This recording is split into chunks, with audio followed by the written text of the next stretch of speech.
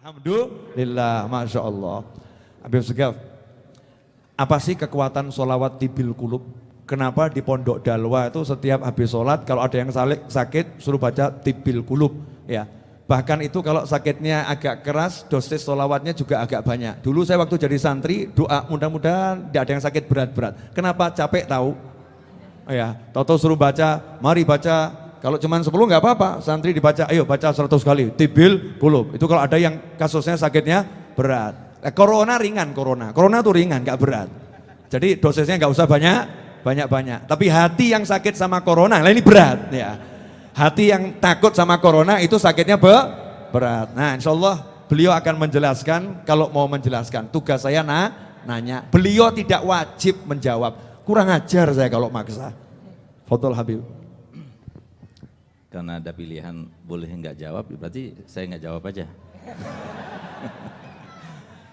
Ya Alhamdulillah, mungkin saya boleh bercerita sedikit terkait dengan kenapa Abu Al Habib Hasan yang juga gurunya Al Habib Novel, guru Al Habib Buya Yahya ya, di mana tuan rumah sekarang ini termasuk yang beruntung luar biasa. Saya masih teringat bagaimana Al Habib Ali Habsyi itu, beliau itu bercerita terkait murid-murid dari seorang wali itu ada yang duduk 10 tahun, ada yang 3 tahun, ada yang 5 tahun, ada yang setahun suruh pulang. Istrinya tanya, kok bisa beda-beda? Mereka itu belajarnya suruh pulang. Karena kata kiai tersebut, ya tergantung bagaimana kesiapannya mendapatkan ilmu. Maka ketika siap, sudah saya suruh pulang. Masya Allah, Habib Novel ini nggak perlu belajar 10 tahun. Abu Yahya ini lama, berapa tahun? 8 tahun. Saya sendiri hampir 12 tahun. Ini beliau cuma 6 bulan.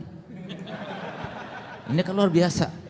Dan herannya lagi, beliau yang dipanggil sama saya punya abah. Kata saya punya abah, Galia Novel, irja walakal barokah.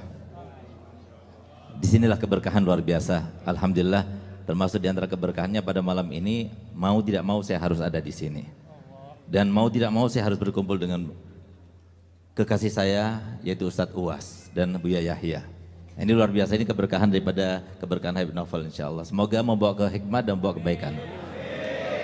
Terkait dengan salawat tibil kulub.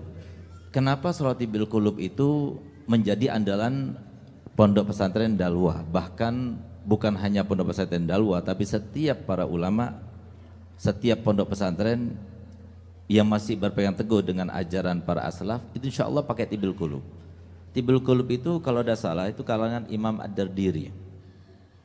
Beliau di Mesir dimakamkan, seorang yang luar biasa, seorang wali, seorang yang sangat-sangat dekat pada Allah dan Rasulnya Muhammad SAW.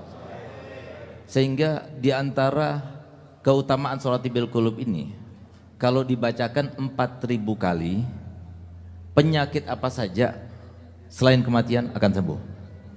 Ada riwayat 400 kali.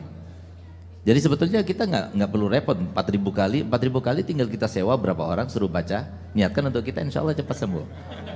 Dan kalau kita baca tadi berapa kali, Masya Allah, semuanya yang melihat, yang menyaksikan itu berapa juga membacanya, berarti sudah berapa kali, berapa ribu kali. Insya Allah semoga menjadi sebab sembuhnya mereka yang terkena penyakit semuanya, terutama corona insya Allah.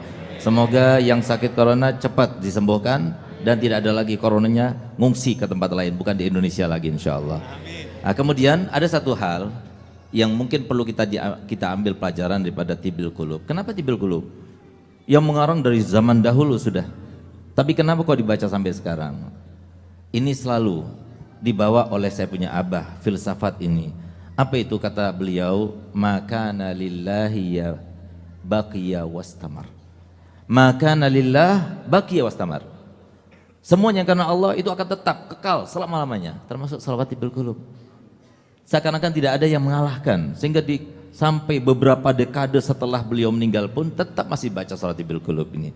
Oleh karena itu, ayo kita himbau, kita kembali kepada hadisnya Nabi SAW, di mana Nabi SAW bersabda, an-nasu kulluhum halka illal alimun, wal alimun kulluhum halka illal amilun, wal amiluna kulluhum halka illal mukhlisun, wal mukhlisuna ala khatarin azim.